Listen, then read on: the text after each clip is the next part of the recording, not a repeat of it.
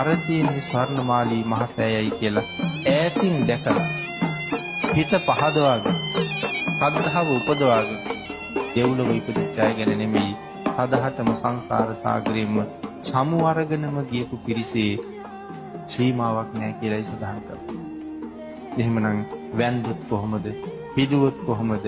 හුණු ටිකක් කාලයක කළොත් කොහොමද? අතපතු ගාලා දැම්මොත් මළුව කොහොමද? ඒ තරම් ආනිසංසයක් තව කොහෙන් ලබන්නද කියන කාරණාව අපිට හිතන්න මෙතන ඉතුරු කරලා තියෙනවා අපේ ප්‍රඥාව මෙහෙම. ඒ තරම් අප්‍රමාණ ආනිසංස සහිත මේ මහා පූජා වස්තුන් භාග්‍යතුන් වහන්සේගේ අනන්ත අප්‍රමාණ කරුණාව හින්දාම අපිට බුදුරජාණන් වහන්සේ දානවා.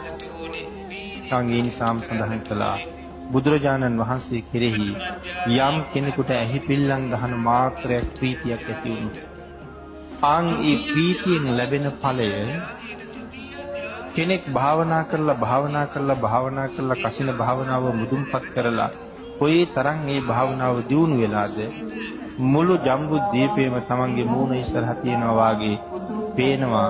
මුළු ජම්බු දීපේ පුරාම ඉරක් පැවුවා වගේ ආලෝකයක් පතුරවන්න තරම් හැකියාවක් ඒ භාවනාව දියුණු කරගෙන තියෙනවා.